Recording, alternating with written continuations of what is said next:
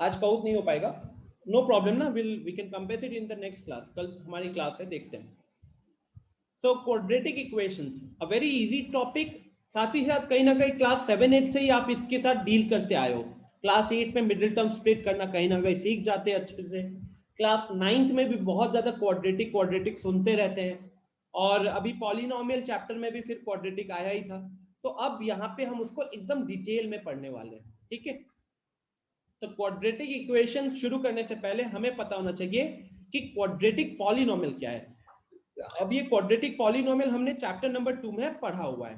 Quadratic polynomial क्या होता है? So a polynomial of the form ax square plus bx plus c where a b c are real numbers and a is not equal to 0 is called a quadratic polynomial. Very simple, हमने पढ़ा हुआ है, ये चीज हमें पता है। Quadratic polynomial ये होता है। अब क्वाड्रेटिक इक्वेशन और पॉलिनोमियल में अंतर क्या है? तो जैसे जब मैं चैप्टर नंबर 2 पढ़ा रहा था, तब भी मैंने आप लोगों से पूछा था कि पॉलिनोमियल और इक्वेशन के बीच में अंतर क्या है। तो आई थिंक किसी ने यहीं से आंसर किया था कि जब उसी पॉलिनोमियल को हम इक्वल टू 0 कर देते हैं, जब हम उसी पॉलिनोमियल को इक्वल टू 0 कर देते हैं, तो अब जो मेरे पास एक्सप्रेशन आता है उसको हम इक्वेशन बोलते हैं। तो ठीक उसी तरीके से क्वाड्रेटिक इक्वेशन क्या होगा? सो ये कह रहा है कि व्हेन वी इक्वेट, पढ़ो इस लाइन को, when we equate a quadratic polynomial to a constant, जब एक क्वाड्रेटिक पॉलिनोमियल को एक कांस्टेंट के इक्वेट कर देते हैं, अब इक्वल टू 0 कर दिया या इक्वल टू 5 कर दिया, कोई भी एक कांस्टेंट से इक्वेट कर दिया, तो अब आपके पास जो एक्सप्रेशन आता है वो होता है क्वाड्रेटिक इक्वेशन। आ रही है बात समझ में? जैसे यहां पे लिखा हुआ है, any equation of the form p of x is equal to c where p of x is a polynomial of degree 2 and c is a constant is a quadratic equation. ये कह रहा है कि अगर कोई भी 2 डिग्री का polynomial को इक्वल टू कांस्टेंट कर देते हैं, तो जो अब एक्सप्रेशन दिख रहा है उस एक्सप्रेशन को बोला जाएगा एक क्वाड्रेटिक इक्वेशन। एग्जांपल के लिए मान लो मैं लिखता हूं यहां पे जैसे कि x square plus 5x plus 6, तो ये इस फॉर्म में आ रहा है, तो this is a simple quadratic polynomial. अब इसी पॉलिनोमियल को जब हमने इक्वल टू 0 कर दिया या फिर इक्वल टू कोई दूसरा कांस्टेंट कर दिया, लेट्स से 5 कर दो, 5 नहीं करना है, लेट्स से 6 कर दो, 6 नहीं करना है, 7 कर दो, -7 कर दो, कुछ भी, तो अब ये क्या बन जाएंगे? तो these are going to be examples of quadratic equations. ठीक है, ये क्या था? ये पॉलिनोमियल था, ये था, ये है इक्वेशन। तो अगली चीज जो आपको पता होनी चाहिए, the standard form of a quadratic equation, जो कि again standard form of quadratic polynomial के ऊपर ही बेस्ड है। क्वाड्रेटिक पॉलिनोमियल का स्टैंडर्ड फॉर्म क्या होता था? SF of quadratic polynomial. ये क्या पढ़े थे हम लोग? अपन इसको पढ़े थे ax square plus bx plus c, right? तो यहां पे the standard form of a quadratic equation क्या होगा? That will be ax square plus bx plus c is equal to 0। ठीक है, तो कहने के लिए स्टैंडर्ड फॉर्म में इक्वल टू के बाद 0 रहता है। ठीक है, कांस्टेंट भी जो मतलब 5 -5 7 जो भी होगा उसको हम x वाले टर्म्स के साथ ही रखते हैं। और यहाँ पे अपना एबीसी क्या होता है? तो एबीसी अब हमारे रियल नंबर्स होते हैं और उसमें ए नॉन जीरो होता है। ए को क्या बोला जाता है? ये सब यहाँ पे लिखा हुआ है। तो ए को बोला जाता है एक्स स्क्वायर का कोफिशिएंट, उसको क्वाड्रेटिक कोफिशिएंट भी बोलते हैं बहुत जगहों पे। नेक्स्ट आया बी, बी क्या है? तो वो एक्स के साथ मल्टीप्लाइड है, उसको बोला जाता है एक्स का कोफिशिएंट। इसको कुछ कुछ जगहों पे लीनियर कोफिशिएंट भी बोला जाता है। और फाइनली आता है सी, सी हमारा कांस्टेंट टर्म हो गया, ठीक है ना, सी हमारा कांस्टेंट टर्म हो गया। तो ये हमने डिस्कस कर लिया standard form of quadratic equation. अभी तक आई डोंट थिंक कुछ नया दिख रहा होगा किसी को, क्योंकि ये सारी चीजें हमने कहीं ना कहीं कर रखी है। अब आता है एक छोटा सा important topic, roots of a quadratic equation. अब ये बहुत ज्यादा बेस्ड है जीरोस पे, ये बहुत ज्यादा बेस्ड है किस पे? जीरोस पे बेस्ड है। ठीक है, ये बहुत ज्यादा जीरोस पे बेस्ड है। जीरोस हमें अगर पता है तो रूट्स निकालना हमारे लिए मुश्किल नहीं होने वाला। जैसे कि यहाँ पे क्या लिखा हुआ है? यहाँ पे लिखा हुआ है the values of x for which a quadratic equation is satisfied. उस x की वैल्यू जिसके लिए क्वाड्रेटिक इक्वेशन सेटिस्फाई होता है उसको बोला जाएगा roots of the quadratic equation. Example के तौर पे ये देखिए यहाँ पे एग्जाम्पल दिया हुआ है, if alpha is a root of the quadratic equation ax square plus bx plus c is equal to 0। अगर अल्फा इस क्वाड्रेटिक इक्वेशन का रूट है तो x के जगह पे अल्फा पुट करने से LHS is equal to RHS हो जाएगा। x के जगह पे अल्फा पुट करने से LHS is equal to RHS हो जाएगा। ठीक है, एग्जाम्पल दिखाता हूं मैं आपको। मान लीजिए कि मैं यहां पे लेता हूं x square plus 5x plus 6 is equal to 0। मैं इस पॉलिनोमियल का रूट निकालना चाहता हूं। तो रूट निकालने के तो अलग अलग तरीके हैं जो हम आगे पढ़ने वाले हैं। फिलहाल हम समझना चाहते हैं कि रूट का मतलब क्या होता है। तो रूट कह रहा है, जैसे यहां पे अगर आप x के जगह पे मान लो -2 रखते हो, x के जगह पे -2 रखते हो, तो अब मेरा LHS कितना हो जाएगा? मेरा LHS हो जाएगा -2 का whole square plus 5 into -2 plus 6। तो ये हो गया -4 +4 -10 प्लस 6। तो फाइनली ये 0 बन जाएगा। एंड 0 हमारा RHS का वैल्यू है। 0 हमारा RHS का वैल्यू है। तो आप देख सकते हो कि जब मैंने LHS में x के जगह पे -2 रखा और -2 रखने के कारण मेरा LHS का वैल्यू सिंप्लीफाई होकर 0 बन गया, ठीक है, और वो मेरा RHS के बराबर आ गया। देन तो यहां हम ये कह सकते हैं therefore x is equal to -2 is a root of the quadratic equation. बोलो, कोई दिक्कत यहां तक किसी को भी? Any problem? अभी तक हमने क्या क्या चीजें देखी हैं? हमने बस देखा है क्वाड्रेटिक पॉलिनोमियल क्या होता है, फिर हमने देखा है क्वाड्रेटिक इक्वेशन क्या होता है, फिर हमने बात किया था standard form of quadratic equation का, और फिर हमने बात किया है कि root of a quadratic equation क्या होता है। Yes Pinky, root is very much similar to zeros. Zeros word हम यूज करते हैं पॉलिनोमियल के लिए, रूट वर्ड यूज करते हैं इक्वेशंस के लिए। इतना ही अंतर है, ठीक है।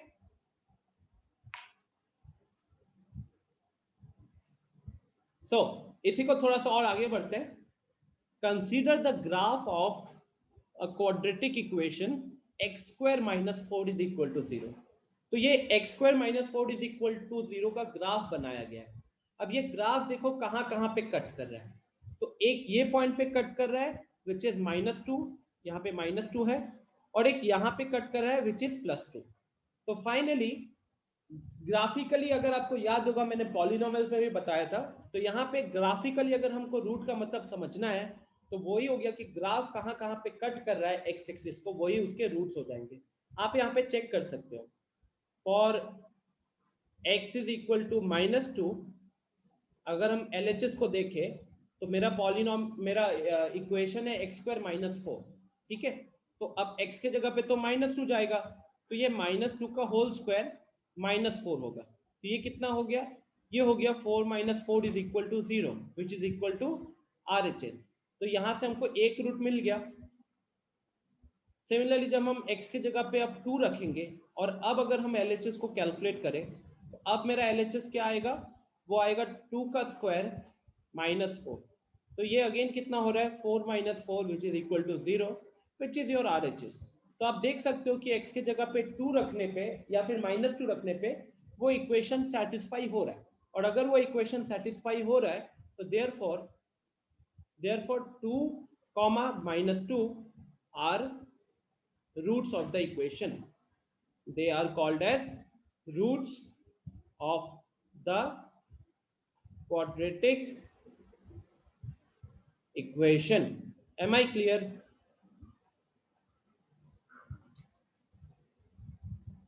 ठीक है, बढ़ते हैं आगे। नेक्स्ट, वही ग्राफ में वही सारी चीजें यहाँ पे मेंशन की हुई है। Graphs of a quadratic equation in the above figure back, बोलो युवराज क्या देखना है यहाँ पे?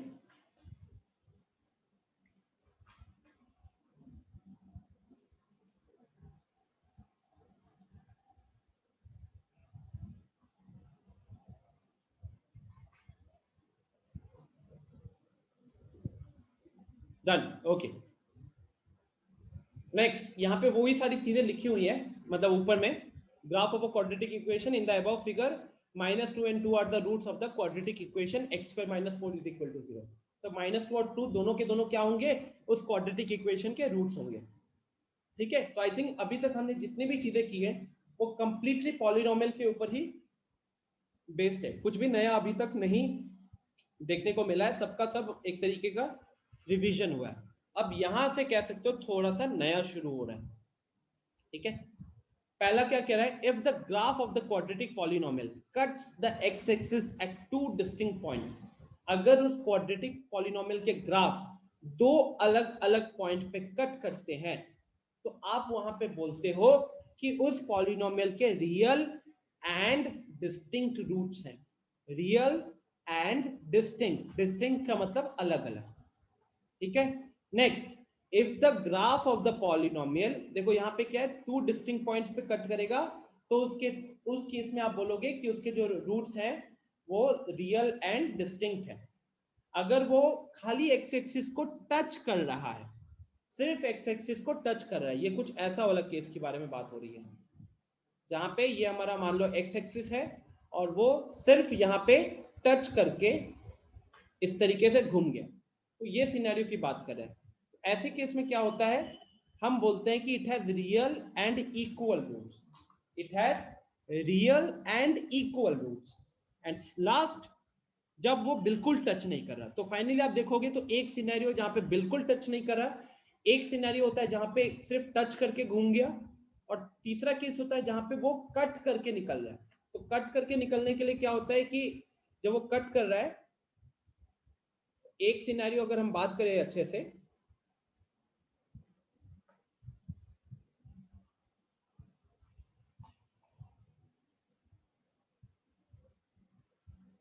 एक सिनेरियो है इस तरीके का जहां पे दो अलग अलग पॉइंट पे कट किया है, एक सिनेरियो है जहां पे वो खाली टच करके चला गया, और एक सिनेरियो है जहां पे वो टच किया ही नहीं। ठीक है, तो यहाँ क्या होता है कि यहाँ पे this is the point and this is the point, यहाँ पे दिस इज द पॉइंट, यहाँ पे बिल्कुल टच नहीं कर रहा, तो इस केस में हम बोलेंगे रियल एंड डिस्टिंक्ट, इस केस में बोलेंगे रियल एंड डिस्टिंक्ट, यहाँ पे बोलेंगे रियल एंड इक्वल, यहां पे बोलते हैं हम लोग no real, no real roots. ठीक है, ये चीजें यहाँ पे लिखी हुई हैं। यहां तक आई थिंक सब कुछ बढ़िया चल रहा होगा, कोई दिक्कत नहीं हुई होगी। ओके, अब आते हैं सॉल्व करने के ऊपर, बिकॉज अब अगर मैं बात करूं तो ये सबकी सब कहीं ना कहीं पहले से चीजों से ही रिलेटेड थी। सो नाउ अब आते हैं कि अब हमको यहाँ पे क्या चीज देखना है। So the target will be first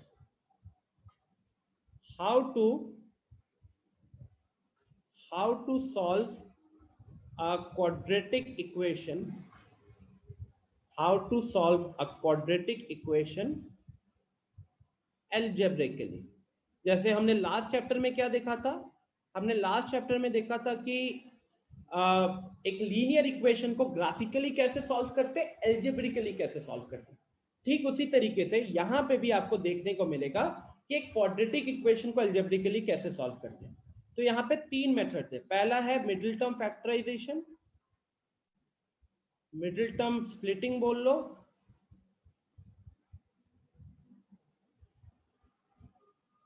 या फिर बहुत जगहों पे आपको ये मिडिल टर्म फैक्टराइजेशन भी दिखेगा, मैं भी बहुत बार मिडिल टर्म फैक्टराइजेशन ही बोलता हूं। Second is using direct formula, using direct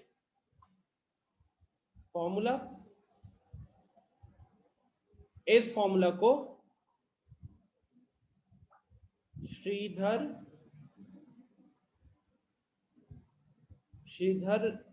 Acharya formula भी कहते हैं, ठीक है।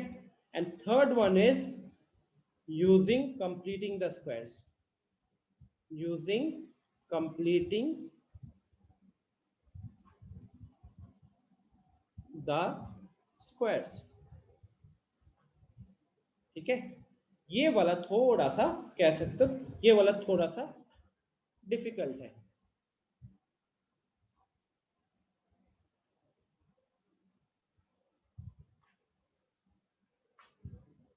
स्टूडेंट्स को जनरली समझने में थोड़ा मुश्किल होता है, बट ये और ये बहुत इजी है।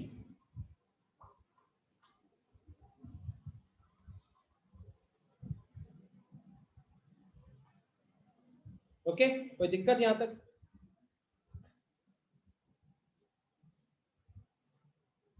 श्रीधम हरियाणा नहीं है दिव्यांशु, श्रीधर आचार्य है, श्रीधर आचार्य। बेसिकली जिस इंसान ने वो फॉर्मूला बनाया था ना, उसका उसी के ऊपर नाम दे दिया गया श्रीधर आचार्य फॉर्मूला, ठीक है। सो ये पहला काम होगा, ठीक है। इसके बाद क्या होता है, second thing is you will get word problems. आपको सेकेंड वर्ड प्रॉब्लम्स मिलेंगे।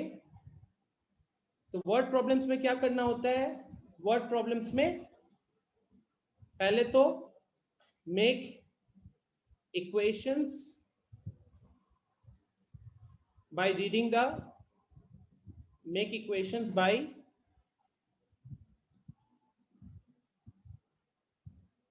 reading the statement of the question, statement of the question।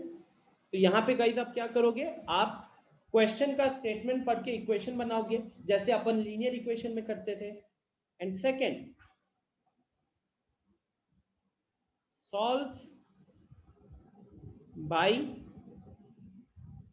Any of the three methods.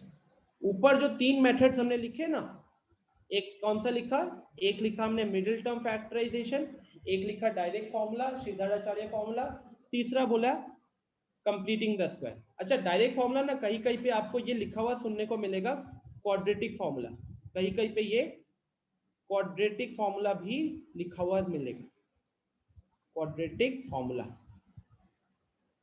ठीक है। क्वाड्रेटिक फॉर्मूला बोल लो, श्रीधराचार्य फॉर्मूला बोल लो, they will mean the same thing. हाँ निहारिका,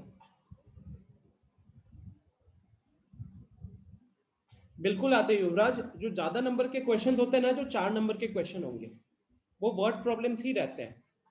बहुत rarely ऐसा केस होता है जहां पे आपको एक इक्वेशन सॉल्व करने के लिए दिया जाता है, और अगर आपको इक्वेशन सॉल्व करने के लिए दिया जाता है तो मुश्किल इक्वेशन होते हैं। तो इससे बेटर है वर्ड प्रॉब्लम्स, क्योंकि अगर आप उसको पढ़कर समझ जाते हो तो इक्वेशन बना लेते हो, इक्वेशंस आसान बनते हैं, और फिर उसका सॉल्व करना ज्यादा बड़ी बात नहीं है, जो कि हमने लीनियर इक्वेशंस चैप्टर में भी सीखा था। लीनियर इक्वेशन चैप्टर में भी इक्वेशन सॉल्व करना ज्यादा दिक्कत नहीं करता है, स्टूडेंट्स को दिक्कत करता है वर्ड प्रॉब्लम्स, राइट।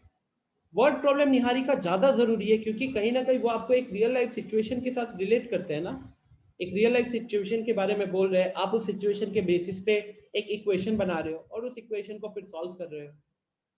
तो प्रैक्टिस करो खूब सारे क्वेश्चन जहां पे आप इक्वेशंस बना रहे हो, क्योंकि फिर हम अगला चैप्टर आएगा अरिथमेटिक प्रोग्रेशन, वहां पे भी इक्वेशंस बनाना पड़ेगा, वहां पे भी वर्ड प्रॉब्लम्स रहेंगे, ठीक है गाइस। तो अब हम थोड़ा सा देखते हैं मिडिल टर्म स्प्लिटिंग वाला पार्ट, ठीक है। मिडिल टर्म स्प्लिटिंग वाला पार्ट देखते हैं और फॉर्मूला वाला पार्ट देखते हैं आज की क्लास में। कंप्लीटिंग द स्क्वायर्स हम लोग बाद में करेंगे, ठीक है।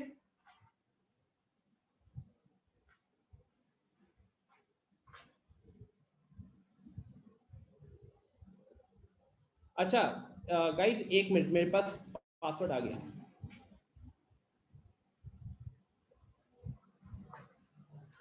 एक बार चेक कर लेता हूँ पासवर्ड काम कर रहा है कि नहीं।